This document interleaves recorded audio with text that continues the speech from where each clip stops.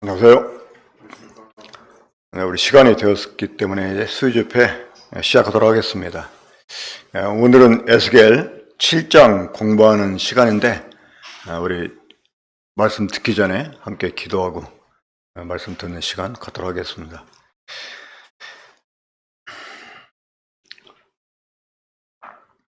살아계신 아버지 하나님, 역사를 주관하시는 하나님 아버지, 지금도 하나님께서 이 세계를 참 주관하시며 이 모든 것들을 다 섭리해 가시옵나이다. 이제 말씀하신 대로 잠시 후에 우리 주님이 다시 오시게 될 텐데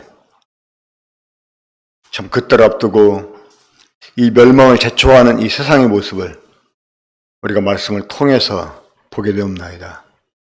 아버지 하나님, 우리가 에스겔서를 통해서 듣는 대로 영적인 낙관주의에 빠지지 않게 해주시고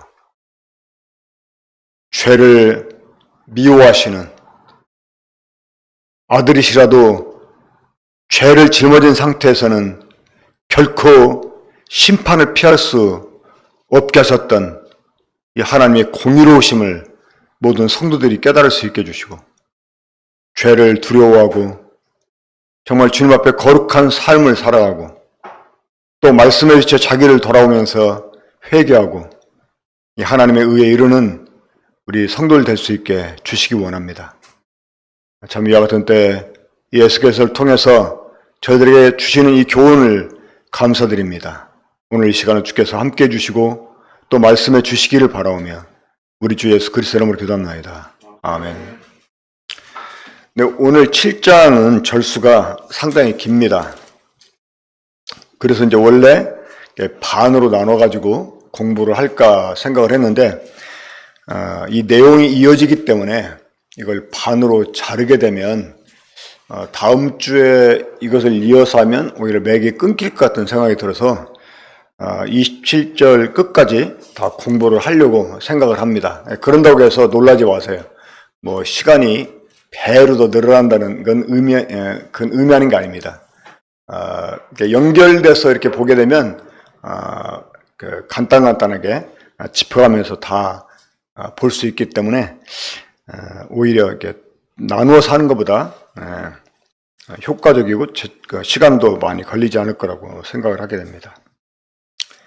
자, 한번 우리 맨 마지막 부분에 23절부터 좀 보겠습니다. 23절부터 27절까지 우리 함께 읽도록 하겠습니다. 시작. 너는 쇠사슬을 만들라. 이는 피 흘리는 죄가 그 땅에 가득하고 포악이 그 성읍에 찼음이라. 내가 극히 악한 이방인들을 데려와서 그들이 그 집들을 점령하게 하고 강한 자의 교만을 그치게 하리니 그들의 성소가 더럽힘을 당하리라. 패망이 이르니 그들이 평강을 구하여도 없을 것이라. 환난에 환난이 더하고 소문에 소문이 더할 때 그들이 선지자에게서 묵시를 구하나 헛될 것이며 제사장에게는 율법이 없어질 것이요 장로에게는 책략이 없어질 것이며 왕은 애통하고 고관은 놀람을 옷 입듯 하며 주민의 손은 떨리리라. 내가 그 행위대로 그들에게 갚고 그 죄악대로 그들을 심판하려니 내가 여호와인 줄 그들이 알리라. 특별히 26절 보면 환난에 환난이 더하고 소문에 소문이 더할 때 그들이 선지자에게서 묵시를 구하나 헛될 것이며 제사장에게는 율법이 없어질 것이요 장로에게는 책략이 없어질 것이며 이게 아무런 길이 더 이상 없다는 것입니다. 그 어떤 방법도 더 이상 없다는 것입니다. 이 하나님이 심판하기로 작정했기 때문에 그것을 누구도 돌릴 수가 없고 이게 이 정도면 이제 그치지 않을까 하는데 오히려 그보다 더한 일들이 계속 반복해서 되어지기 때문에 어디에서도 이걸 피할 방법을 찾을 수가 없다는 거예요. 선지자라는 사람도 무용지물이 되고 제사장마저도 특히 장로라는 사람들은 많은 경험을 갖고 있어서 지혜가 풍부한 사람들이죠. 그러니까 이 사람들은 이 방법을 아는 사람들인데 그런 사람에게조차 이 방법을 더 이상 기대할 수 없는 하나님의 이 진노가 극에 달해서 그 누구도 그 심판을 피할 수 없는 것을 나타내 주고 있는데, 자, 우리 1절부터 한번 좀 더 보겠습니다.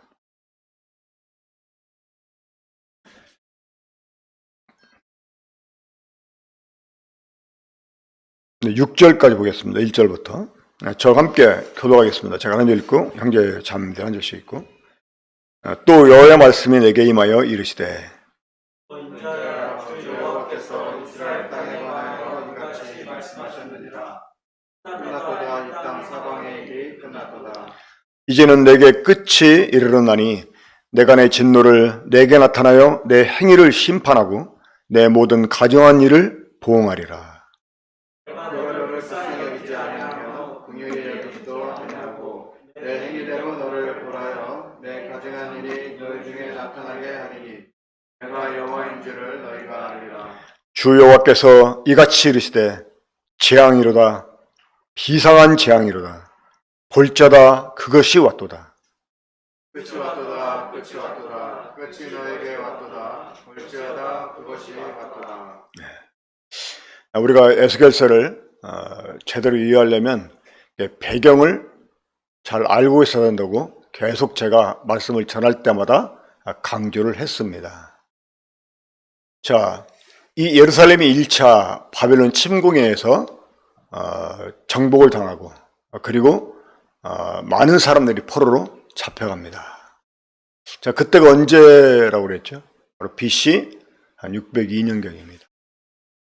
그리고 이제 2차 침공을 받고 또 그때도 많은 사람들이, 그때는 이제 왕도 포로로 잡혀가고 많은 사람이 잡혀가는데 그때가 언제였습니까? BC 597년.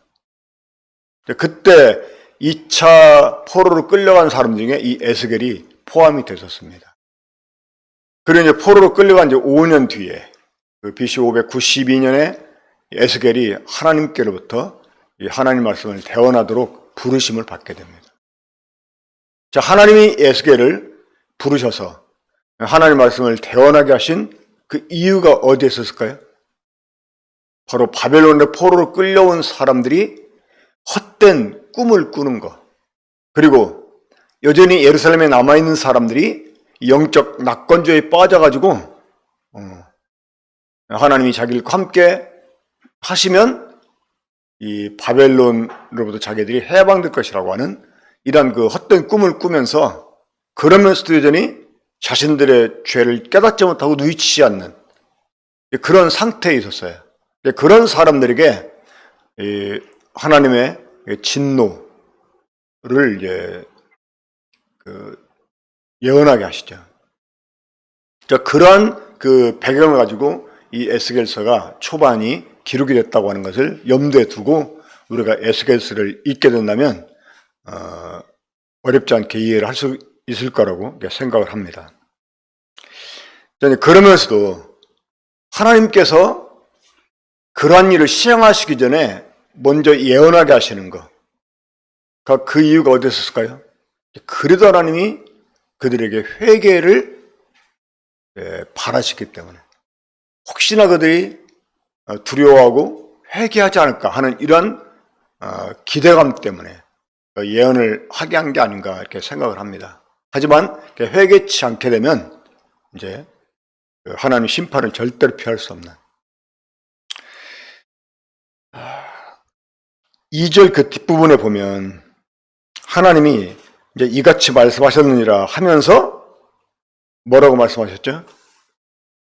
자, 이걸 하나님이 어떤 식으로 말씀하셨을 것 같아요? 이제는 끝났다. 야, 이제는 끝났어. 이제는 끝이야. 근데 더 이상 바랄 수 없는,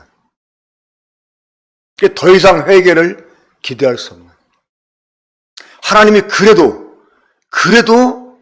혹시나 하고 기다려 주었는데도 불구하고 이들이 회개 찾는 이 모습 보면서 하나님이 이제는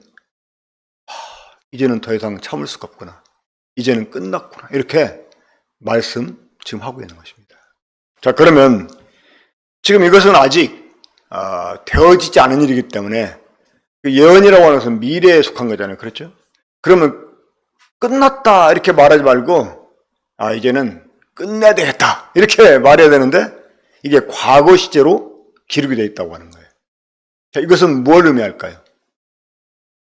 이제 더 이상 돌이킬 수 없다는 것입니다. 이제는 더 이상 번복하지 않겠다는 거예요. 하나님이 작정하신 것을 기어이 시행하겠다는 것입니다. 자, 이 끝났다는 말이 6절까지 계속 반복됩니다. 끝났도다. 이 땅 사방의 일이 끝났도다. 그러니까 이 땅 사방은 이스라엘 전체를 가리키는 말입니다. 이제는 내게 끝이 이르렀나니 내가 내 진노를 내게 나타내어 내 행위를 심판하고 내 모든 가정한 일을 보응하리라. 자, 하나님이 이 사람들의 죄에 대해서 분노하시고 그들의 죄에 대해서 보응을 하시는데 사실은 이 사람들이 지은 죄 때문에 그 죄들에 대해서 보응한다기보다는 사실 한 가지 때문에 보응하는 것입니다. 무엇 때문일까요? 회개치 않는 것. 자, 하나님이 이미 그 사람들이 지은 죄들에 대해서 보응하실 것에 대해서는 율법에 많이 기록이 되어 있습니다. 자, 그럼에도 불구하고 하나님이 그것들을 일일이 보응하지 않고 하나님이 참아 주시는 이유 무엇 때문일까요? 회개케 하려고. 그러니까 결국 이 하나님의 진노가 이 사람들의 그 죄들에 대해서 나타나게 되는 것은 그들이 회개치 않았기 때문이라고 말할 수가 있습니다. 하지만 이제 회개치 않을 때는 하나님이 그 사람이 회개치 않은 거에 대해서 진노하는 게 아니라 그동안 그들이 지어왔던 죄들에 대해서 일일이 하나님이 보응을 하시는 것을 보게 됩니다. 자, 4절 보겠습니다. 아주 가장 끔찍한 말이 이 말입니다. 내가 너를 불쌍히 여기지 아니하며 긍휼히 여기지도 아니하고. 하나님이 죄인들을 향해서 오래 참아주시는 동기는 긍휼에 있었어요. 그렇죠? 불쌍히 여김에 있었는데 더 이상 불쌍히 여기지 않겠다 하는 말보다 끔찍한 말은 없습니다. 하나님이 그들의 이 가정한 일들을 드러내고 그 죄들에 대해서 심판하시는데 그 심판을 통해서 하나님이 자기 자신이 여호와인 것을 사람들이 알 것이다 이렇게 말씀했는데, 자, 하나님이 거기 보면 내가 여호와인 줄 너희가 아니라 이렇게 말씀했는데, 자, 왜 하나님이 그 죄들에 대해서 보응하실 때 그들이 그제서야 비로소 이 보응을 내리는 분이 하나님이라고 하는 것, 그것을 안다고 말씀하셨을까요? 왜? 그러니까 하나님은 수없이 말씀해 오시고 결국은 말씀하신 바를 지키시는 분이다고 하는 것입니다. 그러니까 때로 하나님이 오래 참아주기 때문에 사람들에게 죄를 져도 별로 그거를 심각하게 생각하지 않아요. 그 예레미야 6장에 보면 그 당시 유대인들이 지은 죄에 대해서 하나님 예레미야를 통해서 이렇게 말씀하십니다. 그들이 죄를 심상히 여기고.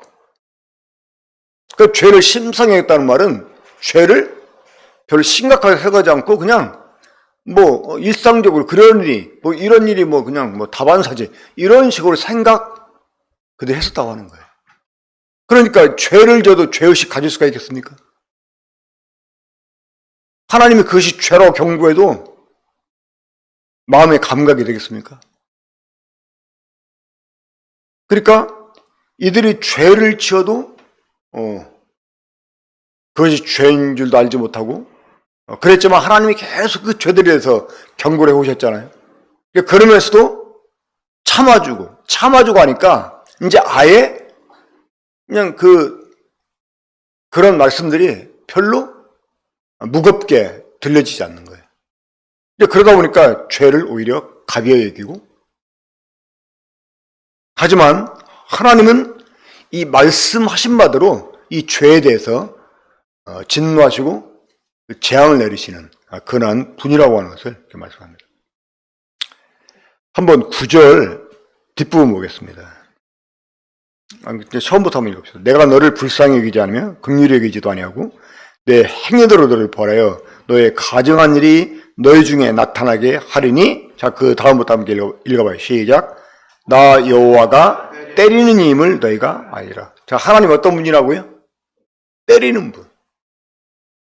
하나님은 때리는 분이에요.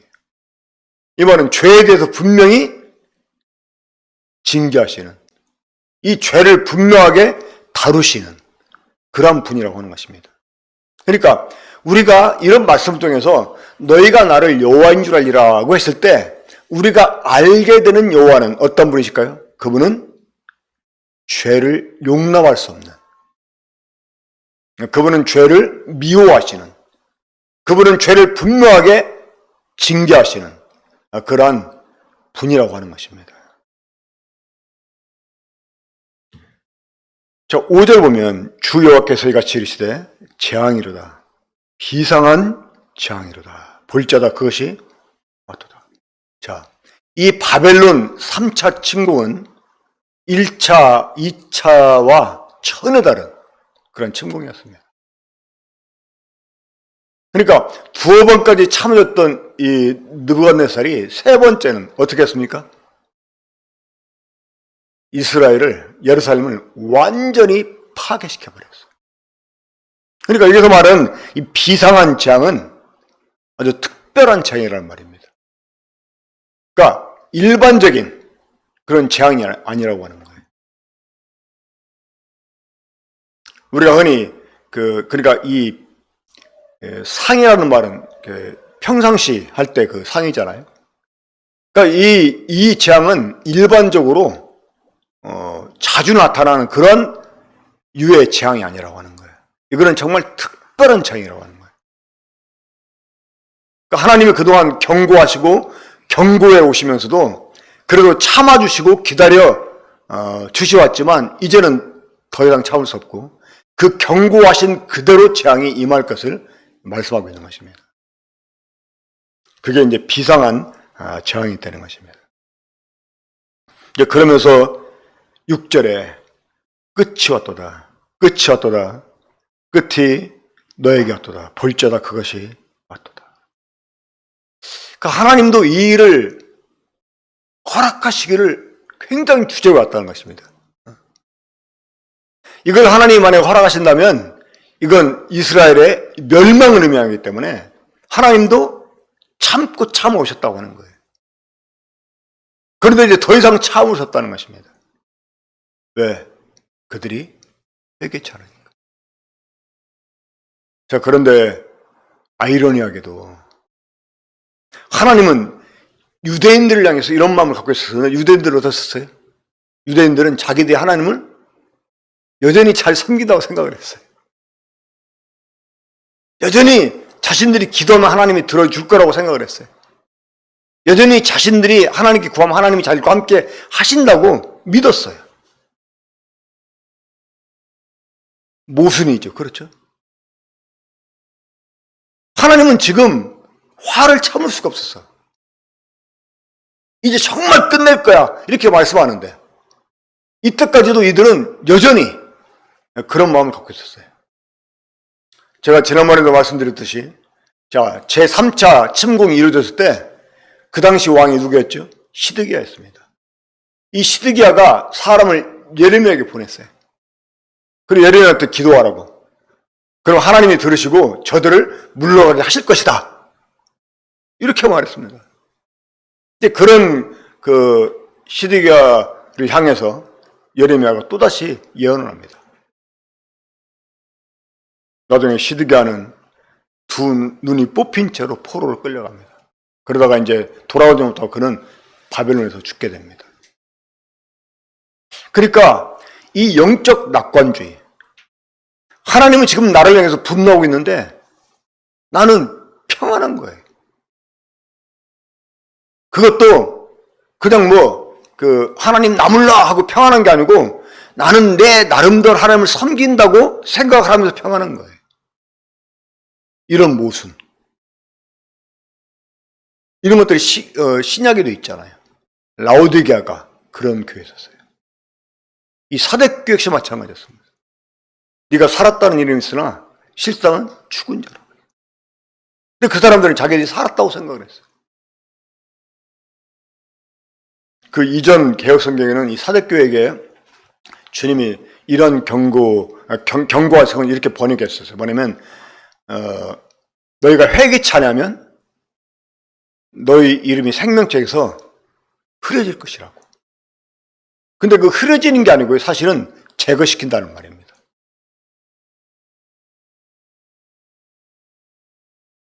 지금은 그것을 이렇게 번역을 고쳤어요. 굉장히 무서운 경고죠. 그렇죠? 회개치 않으면 생명책에서 죄버린다는 거예요. 그럼 우리는 한 번 구원 본 사람은 영원히 구원을 받는다. 이거 이제 의지하고 내가 구원받고 난 다음엔 뭔 짓을 해도 이 구원은 취소가 된다 이렇게 생각을 하고 있잖아요. 그러니까 이제 그런 말씀을 그러면 어떻게 해석을 해야 될까요? 이 영원한 구원을 그 근거로 해가지고 이 말씀을 해석하게 되면 우리가 이 말씀 어떻게 해석할 수 있을까요?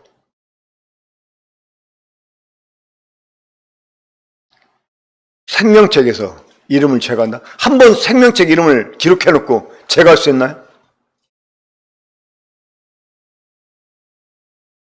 물론 경고의 의미가 강하겠지만 이 말은 다른 말로 하면 너의 믿음을 인정할 수 없다. 그런 말이 될 수 있습니다. 너 살아있다는 말은 가짜야. 거짓말이야. 너는 가짜야. 사실 이렇게 정지할 수 있다는 것입니다. 그러니까 네가 정말 살아있다면 살아있다는 증거를 보여라. 그런 의미가 됩니다. 그런 의미에서 주님이 회개를 촉구한 것입니다.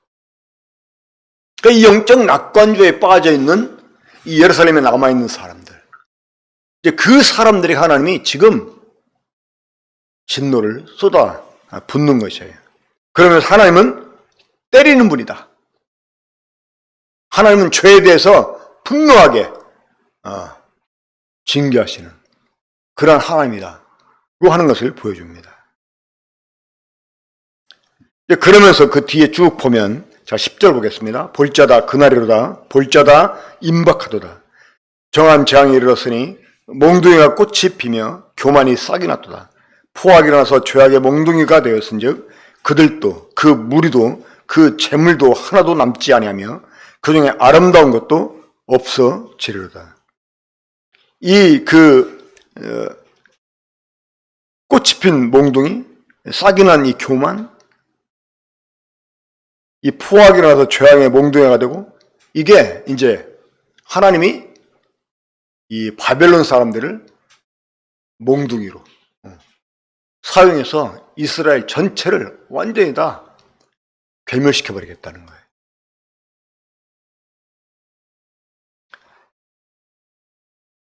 이제 그래서 그 중에 남아있는 자가 없다는 것입니다. 바벨론이 3차 침공했을 때는요, 불구자, 노약자, 이런 사람만 남겨두고 전부 다 잡아가 버렸어요. 그러니까 그때부터는 이제 이방 사람들이 이스라엘 땅에 돌아가지고 살게 됩니다. 그러니까 남아있는 그 유대인들은 이제 쓸모없는 이런 사람들만 남게 되고 그런 가운데서도 여전히 이제 막 그 사람들이 애굽 의지에서 범죄하고 그런 일이 있었는데 자 일단 이제 12절 보겠습니다. 그러니까 하나님이 사람들을 다 포로로 끌려가겠어요. 자 그러면 어떻게 될까요? 집들이 비게 되죠. 또 농사 지을 사람 없으니까 이제 논밭이 황폐하게 되죠. 그러면 어떻게 될까요? 부동산 값이 하락됩니다. 우리나라도 전에 그 IMF 왔을 때 이 집값이 굉장히 막 떨어졌잖아요. 그때 이 돈 있는 사람들은 막 집을 사두기도 하고, 또 특히 이제 미국에 있는 그 교포들도 막 달러 갖고 돌아가지고, 그때는 막 달러가 엄청나게 이제 한국 그 원화에 비해서 높아졌기 때문에 그래서 부동산 사놓고, 근데 다행히 이제 그 회복이 돼가지고 이 부동산 값이 올라갔잖아요. 그러니까 그때 사둔 사람들은 돈을 번 거지. 그렇죠? 근데 이때는 이 예루살렘 바벨론에 완전히 멸망을 당할 때는요, 그때도 이 부동산 값이 엄청나게 떨어졌어요. 자, 지금 그 말씀하고 있는 것입니다. 자, 12절 봅시다. 때가 이르렀고 날이 가까웠으니 사는 자도 기뻐하지 말고. 자, 일단 이 사는 자, 부동산은 사는 자죠. 그러니까 이 부동산은 사는 자는 기뻐할 수 있는 거예요. 그렇죠? 왜? 값이 막 떨어졌으니까. 싼 값 샀으니까. 근데 기뻐하지 말라는 거예요. 그리고 파는 자도 근심하지 말거든. 예. 이걸 헐값에 팔려니까, 너무나 속이 쓰린 거죠. 하지만, 싸게 샀다고 기뻐하지 말고, 헐값에 팔았다고 근심하지 말라는 것입니다. 왜? 진노가 그 모든 물에게 임하기 때문에. 그래서, 파는 자가 살아있다 할지라도 다시 돌아가서 그 판 것을 얻지 못하리니. 이게 그냥 잠깐, 이 멸망이 잠깐 있다가 지나가는 게 아니고 장기간 계속되기 때문에 헐값에 팔았다고 해도 근심하지 말라는 거야. 네가 다시 돌아와서 그거 살 수가 없다는 거예요. 이 예레미야가 하나님이 땅을 사라고 해서 땅을 삽니다. 근데 예레미야는 알잖아요. 다 포로로 끌려가면 70년 후에 돌아와. 예레미야는 그 전에 죽을 거예요. 그렇지 않겠습니까? 근데 하나님이 사노래요. 예레미야가 아주 억울한 심정으로 땅을 삽니다. 그리고 이제 막 불만을 토하는 그런 내용이 예레미야에 나옵니다.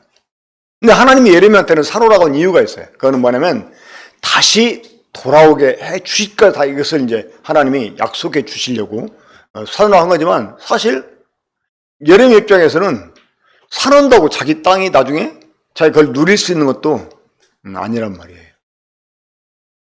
아무튼 이 하나님의 진노가 오랫동안 지속되기 때문에 이렇게 부동산을 헐값으로 팔았다고 해도 억울할 것도 없고, 싸게 샀다고 좋아할 것도 없고, 왜? 결국 누구나 다 누릴 수가 없고 다시 회복할 수 없기 때문에 그렇다고 하는 것입니다. 자, 이제 14절 보면 그들이 나팔을 불어 온갖 것을 준비했을지라도 전쟁에 나갈 사람이 없나니 이는 내 진노가 그 모든 무리에게 이르렀습니다. 그러니까 이제 그 성을 둘러싸고 있는 이 바벨론 군대와 더불어 싸워야 되는데 싸울 군사가 없는 거예요. 이미 많은 사람이 죽었고 또 많은 전염병과 기근이 있어서 밭에 있는 자는 칼에 죽을 것이요 성읍에 있는 자는 기근과 전염병에 망할 것이며 피하여 다 각기 자기 죄악 때문에 골짜기에 비둘기처럼 슬피 울 것이며 피곤하고 모든 물은 물과 같이 약할 것이라. 그들이 굵은 배로 허리를 묶을 것이요 두려움이 그들을 덮을 것이요 모든 얼굴에는 수치가 있고 모든 머리는 대머리가 될 것이에요. 이제 정말 괴로우니까, 원래는 이 유대인들은 밀어서는 안 되는 그런 부위가 있잖아요. 근데 자기들의 머리를 막 스스로 다 깎아버리고 이 수치를 이렇게 겪는. 그걸 19절 보겠습니다. 그들이 그 은을 거리에 던지며 그 금을 오물같이 여기리니 이는 여호와 내가 진노를 내리는 날에 그들의 은과 금이 능히 그들을 건지지 못하며 능히 그 심령을 족하게 하거나 그 창자를 채우지 못하고 오직 죄악의 걸림돌이 되면이다. 이때는 돈도 필요가 없는 거예요. 지금 당장 죽게 되는데 돈이 뭔 소용이에요. 오히려 그 돈 때문에 죽임을 당할 수가 있어요. 돈 때문에. 이 노력하기 원하는 이런 바벨론 군대 눈에 띄게 되면 오히려 돈 때문에 죽임을 당할 수 있겠다고 하는 것입니다. 옛날 우리나라 6.25 전쟁 때도 이 북한군이 쳐내려 들어왔을 때 이 돈 많은 사람들 오히려 본보기로 많이 죽였잖아요. 돈이 없었으면 안 죽었을 수도 있는데 이 돈 때문에 죽은 이런 경우가 참 많은 것을 보게 됩니다. 20절 봅니다. 그들이 그 화려한 장식으로 말미암아 교만을 품었고 또 그것으로 가정한 우상과 미운 물건을 만들었은즉 내가 그것을 그들에게 오물이 되게 하여 타국인의 손에 넘겨 누락하게 하며 세상 악인에게 넘겨 그들이 약탈하여 더럽히게 하고 내가 또 내 얼굴을 그들에게서 돌이키리니 그들이 내 은밀한 처소를 더럽히고 포악한 자도 거기 들어와서 더럽히리라. 22절 볼 때 이 하나님 마음이 얼마나 크게 무너져 내렸었는지를 참 보게 됐습니다. 이게 지금 하나님의 성전도 이 바벨론 군대에게 짓밟히고 지금 무너질 것을 말씀하고 있는 거예요. 하나님이 이 이방 군대가 성전까지 침투해 들어와가지고 이 성전을 더럽히도록 내버려 두신 그 이유가 어디였어요? 이미 유대인들이 성전을 더럽혔기 때문에 온갖 우상으로 성전을 채우고 이 성전을 더럽혔거든요. 그러니까 하나님이 이 성전을 떠나버린 거예요. 그래도 이 예루살렘에 하나님의 처소가 있었기 때문에 하나님이 예루살렘을 끝까지 붙잡아 주고 계셨었는데 이들이 계속 하나님께 이 회개치 않고 오히려 성전마저 더럽히고 하지만 유대인들은 자신들이 성전을 더럽혔다고 생각지 못했었어요.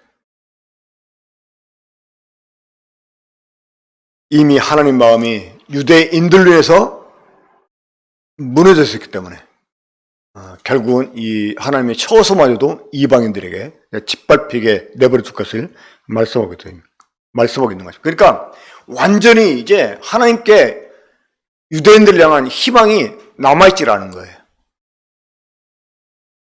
정말 이 영적 낙관주의 또 죄를 깨닫지 못하고 회개치 않는 이게 얼마나 끔찍한 이런 죄인지 다시 우리가 이 말씀을 통해서 이렇게 확인하게 됩니다. 23절 아까 읽었지만 다시 한번 보겠습니다. 너는 쇠사슬을 만들라. 이는 피 흘리는 죄가 그 땅에 가득하고 포악이 그 성읍에 찼음이라.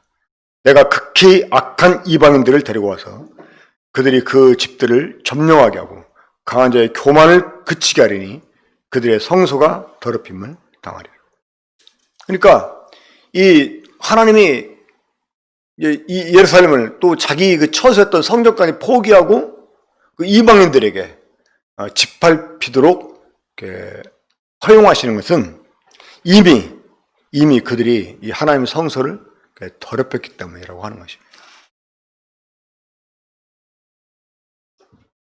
이제는 더 이상 방법이 없었어요. 그때는 하나님께 구하여도 이제는 늦었어요. 하나님이 더 이상 듣지 않고 작정하신 이제 이 재앙만 하나님이 내리신다고 하는 것입니다. 자, 이렇게 해서 이 바벨론 제3차 침공을 통해서 예루살렘이 완전히 멸망을 당하게 됩니다. 그렇게 약 한 40년 정도 완전히 황폐하게 되어버립니다. 자, 그런데 이것은 약고하죠. 왜? 요즘 우리가 남양기 큐티를 통해서 우리 주님이 신문을 당하시고 십자가 못 박혀 죽으시는 오늘 그 본문이 주님 십자가 못 박혀 죽으신 그 장면을 기록한 말씀이잖아요. 근데 그 이전에 이 빌라도에게 유대인들이 뭐라고 소리 질렀습니까? 그 주님의 피에 대해서 자기와 자기 자손들에게 돌리라고 소리 질렀잖아요. 근데 이 바벨론 침공은 이 유대인들이 당한 이 재앙에 비하면 아무것도 아니에요. 그들이 예수님을 그리스도를 거부하고 이 하나님의 아들 십자가 못 박아 죽게 한 이 죄를 죄로 하나님이 이제 그들에게 재앙을 내리잖아요. 언제? AD 133년에 로마가, 그러니까 이미 그 이전에 그 70년경에 이 예루살렘을 완전히 다 파괴시켜버리잖아요. 이 성전까지 주님 명언하신 것처럼 돌 위에 돌 하나 남지 않게 완전히 성전이 다 파괴돼 버리고, 그리고 예루살렘이 전부 다 완전히 다 파괴돼 버리고, 그리고 133년에 로마가 이 유대 땅에서 유대인들을 한 명도 살지 못하게 다 쫓아내버립니다. 무려 1800년대 말까지 유대인들이 완전히 그 외지에서 나그네처럼 정말 살게 됩니다. 그러니까 그때 그 재앙을 보면 이 바벨론 저항 또한 아무것도 아니에요. 근데 여전히 지금도 이스라엘은 우리 주 예수님을 믿지 않습니다. 그중에 믿는 유대인들이 꽤 많이 일어나긴 했지만 여전히 이들은 우리 주님을 믿지 않고 하나님을 거역하고 있습니다. 물론 이제 다시 예루살렘이 이 전쟁의 위기에 또 놓이게 되고 정말 멸망 직전까지 이제 가지만, 그때는 우리 주님이 지상에 임하셔서 적 그리스도를 이렇게 물리치시고 유대인들을 구원해 주시는, 구원해 주시게 되는데, 아무튼 참 유대인들을 보면 정말 완악하죠.